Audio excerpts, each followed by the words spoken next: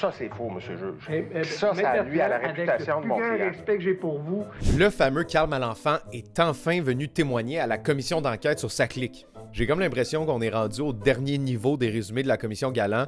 Ça part. Lors de son témoignage, le vice-président aux technologies de l'information de la Société d'assurance automobile du Québec a déclaré qu'il n'avait jamais eu accès aux soumissions découlant des appels d'offres pour le virage numérique. Il s'est ensuite fait confronter par le procureur sur un courriel qui s'était envoyé à lui-même d'une soumission à laquelle il n'aurait pas dû avoir accès. Vous avez eu accès aux soumissions. Comme membre du comité aviseur assurément, visiblement, je peux pas le nier, mais j'essaie de me souvenir. À ce moment-là, Carl Malenfant a été un peu bousculé par ces révélations, mais son avocat s'est insurgé devant le commissaire. Il a assuré que son client ne s'était pas parjuré, qu'il était simplement mélangé dans ses souvenirs, mais qu'on lui avait finalement donné l'autorisation de consulter ces soumissions-là, contrairement à ce que les médias ont rapporté.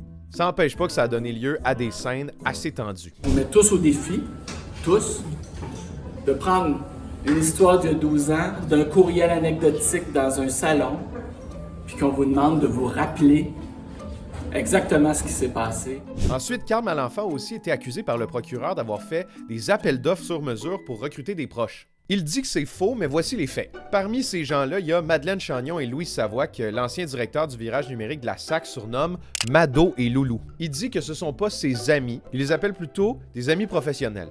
Mais c'est une amie professionnelle. Mais dans un échange de courriel montré en commission, il y va d'expressions très personnelles, comme « Bonjour mon ami »,« ma complice ». Il y a aussi référence à un souper à 4 et à un pyjama party. Et oui, mes amis professionnels, je peux leur faire la bise quand je les vois. Et oui, des amis professionnels, je peux avoir du plaisir avec eux.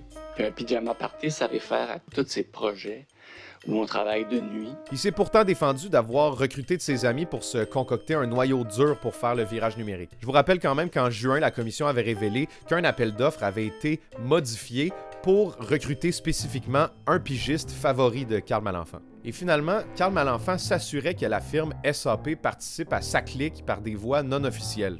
La consultante et pigiste Louise Savoie, surnommée Loulou, agissait comme une courroie de transmission non officielle entre Carl Malenfant et la firme SAP. Elle a dit dans un courriel avoir rencontré des représentants commerciaux de la firme. Selon elle, ils étaient pessimistes de réussir à obtenir l'appel d'offres à cause de la règle du plus bas soumissionnaire.